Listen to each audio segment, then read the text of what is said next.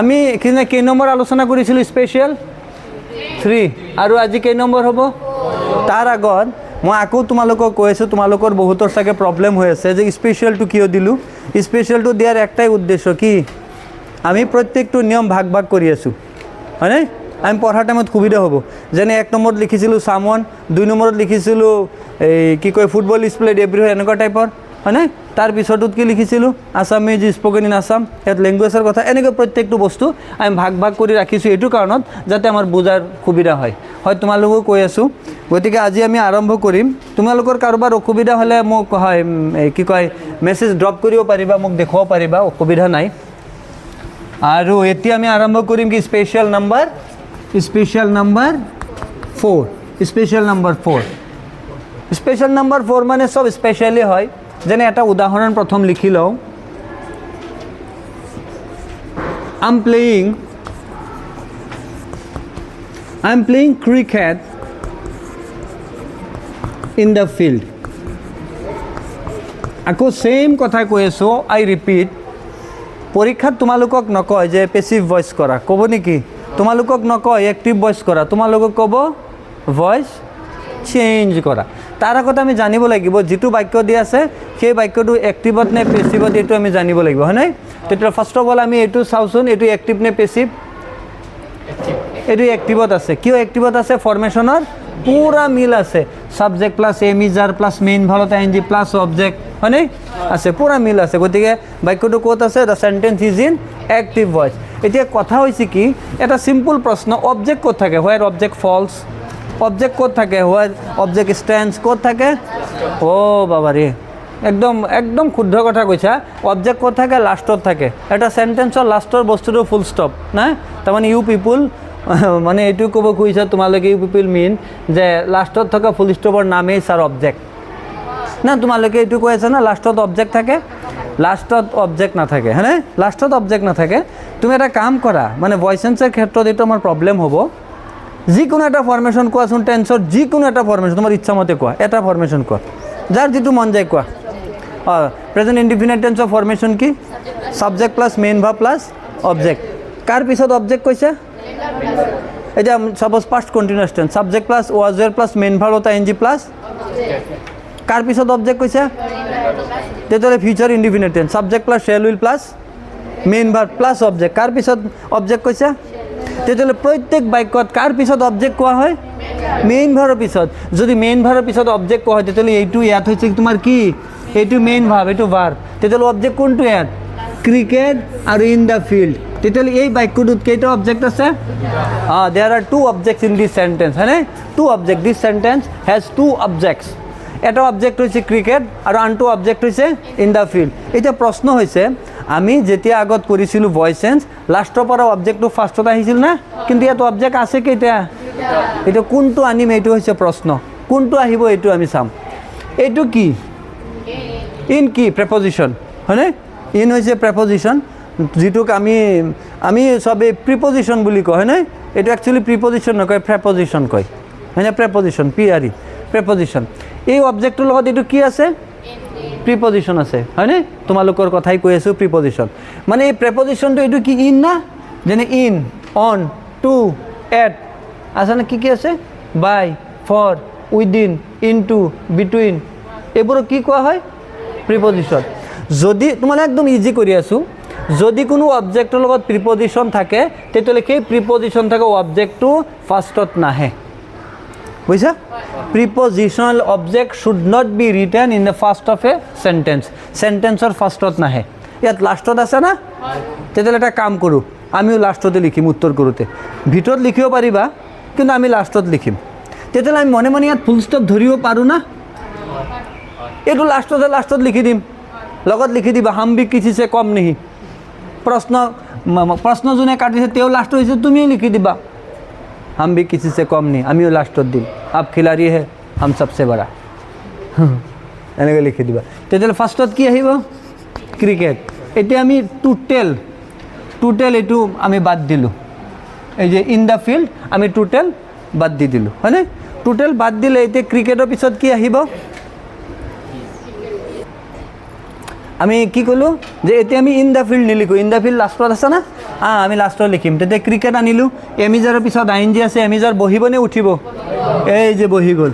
ING কাৰণে কি বহিব? বিং। থাকিল কি প্লে, প্লেৰ কি ৰূপ হ'ব পেচিভ ভইচত? Past participle. Very good, past participle. তাৰপিছত কি লিখিম? না ইন দ্য ফিল্ড নহয়, আমি এই বস্তুটোত আছে, এই যে কথাখিনি যে আছে, এই কথাখিনিৰ পূৰা ভইচ চেঞ্জ কৰিম, তাৰপিছত বাইখিনি এইখিনি কপি পেষ্ট কৰি দিম লাষ্টত। বুজা নাই? ইয়াত কপি পেষ্ট নহ'ব। ধৰা আজিকালি একদম মানে চিনাকি কথা, copy paste. Cricket is being played by me, এতিয়া তুমি লিখি দিয়া ইন দ্য ফিল্ড। লাষ্টত আছে, আমিও লাষ্টত লিখি দিলোঁ। এইটো তুমি ভিতৰত আনিব পাৰিলা হয় চাগে, চাওচোন। Cricket is being played in the field by me, তেনেকৈ লিখিলেও হ'ব। কিন্তু তেনেকৈ লিখিলে এটা প্ৰব্লেম। আজি ইয়াত মই কম ইন দ্য ফিল্ডটো ইয়াত লিখি দিবা, কিন্তু কিছু বাক্য আছে মাজত আনিলে উত্তৰটো নিমিলিব, অৰ্থ উল্টাব লাগিব। কিন্তু যিকোনো বাক্যত প্ৰিপজিশ্যন থকা যিকোনো বাক্যত তুমি যদি লাষ্টত উত্তৰ লিখা প্ৰিপজিশ্যন থকাটো, তেতিয়াহ'লে আনচাৰটো একদম ৰাইট হয়। যদি ৰাইট হয় তেতিয়াহ'লে মাজত আনিবলৈ টেনশ্যন নলওঁ আমি, বুজিছা? তেতিয়াহ'লে আমি আৰু এটা উদাহৰণ লিখোঁ হা। My mother has prepared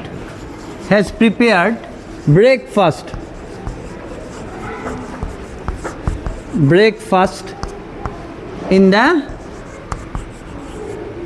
kitchen. কি লিখিছোঁ? My mother has prepared breakfast in the kitchen. এই বাক্যটো এক্টিভ ভইচ নে পেচিভ ভইচ? এক্টিভ। ফৰ্মেশ্যন মিল আছে, ফৰ্মেশ্যনৰ লগত মিল আছে কাৰণে এইটো এক্টিভ হয়, নহ'লে আৰু কেনেকৈ এক্টিভ হ'ব? এক্টিভ মানে ফৰ্মেশ্যনৰ লগত মিল, আৰু পেচিভ মানে ফৰ্মেশ্যনৰ লগত মিল নাই। ইয়াৰ উপৰি আমি জানো হেজৰ লগত কি থাকিলে পেচিভ ভইচ হয়? বিন, হয়নে? পাহৰিলা না? নাই, পাহৰা নাই। তোমালোকে মোৰ প্ৰশ্নটো বুজা নাই, হয়নে? এনেকুৱা হয়নে? মেন ইজ মৰ্টেল, মানুহ মাত্ৰেই ভুল, হয়নে? এই চাইছেনে মোৰ ভুল হৈ গ'ল না? মই ক'ব লাগে মানুহ মৰাৰ কথা, মই কৈছোঁ মানুহ মাত্ৰেই ভুল, হয়নে? কিন্তু বৰ্তমান যুগত ইংৰাজী কোৱা মেন ইজ মৰ্টেল, মানুহৰ গাত বহুত তেল। মেন ইজ মৰ্টেল, মানুহৰ গাত বহুত তেল। নহ'লে ক'ব টেল দ্য ষ্টৰি শ্বৰ্ট, মানে কি? টেল দ্য ষ্টৰি শ্বৰ্ট, গল্পটোত কমাই কমাই তেল দিয়া। বৰ্তমান যুগৰ ইংৰাজী, বুজা নাই? নেভাৰ টেল এ লাই, এই যে লাই যে এইটো তেল দিব নাপায়। নেভাৰ টেল এ লাই, তেল নিদিবাই। এইবোৰে কথা চোৱা। My mother has prepared breakfast in the kitchen, ইয়াত কোনটো বস্তু ফাৰ্ষ্টত আনিম আমি পেচিভ ভইচ কৰোঁতে? ব্ৰেকফাষ্ট আহিম না? ইন দ্য কিচেন কিয় নাহিব? কাৰণ ইয়াত কি আছে? প্ৰিপজিশ্যন আছে। প্ৰিপজিশ্যন অবজেক্ট আমি নানো ফাৰ্ষ্টত। যেনেকৈ ইয়াত লাষ্টত আছে, আমিও ক'ত লিখিম? এই জেগাটোৰ এই বস্তুখিনিৰ এই চাৰিটা বস্তু, পাঁচটা বস্তু। My mother has prepared breakfast in the kitchen, my mother has prepared breakfast, এই বস্তুটোৰ উত্তৰ কৰিম, কৰি বাইখিনি বহাই দিম। তেতিয়া ফাৰ্ষ্টত কি আহিব? ব্ৰেকফাষ্ট। ব্ৰেকফাষ্টৰ এটা ধুনীয়া বস্তু তোমালোকক বুজাই দিওঁ হা।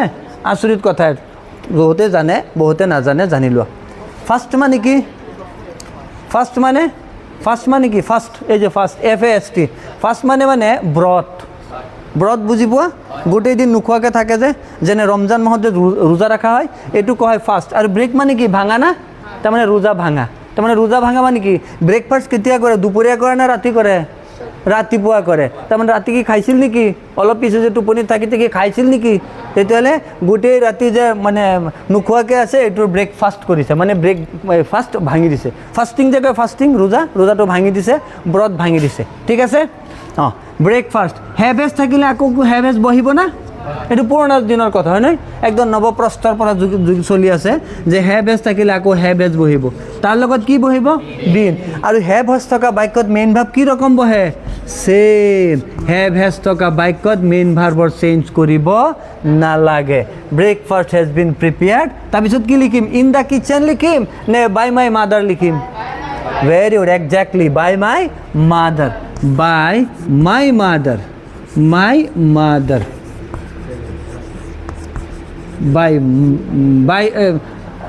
এফালে by my mother in the kitchen. ইংৰাজীত কিছু উচ্চাৰণ আছে, ভাবিলে না আচৰিত লাগে। এই মাদাৰটো লিখাৰ পিছত মোৰ মাইণ্ডত আহি গৈছে, বুজিছানে? মাদাৰৰ এমৰ পিছত কি আছে? উচ্চাৰণটো কি হৈছে? মাদাৰ হৈছে। এফৰ পিছত ফাদাৰত এফৰ পিছত কি আছে? কিন্তু তাতো ফাদাৰ হয়। তেতিয়া নিয়মমতে ইয়াত ফাদাৰ হ'ব লাগিছিল, মদাৰ হ'ব লাগিছিল, আৰু ফাদাৰ হ'ব লাগিছিল, হয়নে? মই বুজি নাপাওঁ। যেনে মোৰ এনেই মনত পৰি গৈছে, চোৱা। যেনে এটা বস্তু লিখোঁ হা, এইটো কি?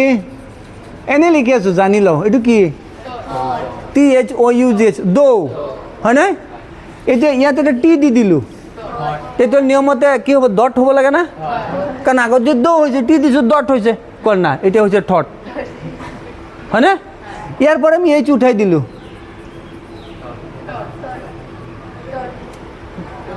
বুজিছা নহয় এইটো দিয়ে উঠাই দিলোঁ এতিয়া এই উচ্চাংগুলো টু হয় নহয় তেতিয়া টাফ হয় টাফ এই যে কয় যে ইংৰাজীত খুব টাফ চ' ক'ৰ পৰা কি গুচি যায় মাজে মাজে মানে নিজৰো টেনশ্যন লাগি যায় বুজিছানে এইটো কাৰণে এইবোৰ পঢ়াওঁতে প্ৰব্লেম হয় কি যে নিজৰ নাম পাহৰি যায় আকৌ আধাৰ কাৰ্ড উলিয়াই চাব লাগে অঁ এইটো মোৰ নাম ঠিক আছে এইখিনি লিখি লোৱা হা অঁ তোমালোকে লিখা প্ৰেক্টিছ কৰি থাকা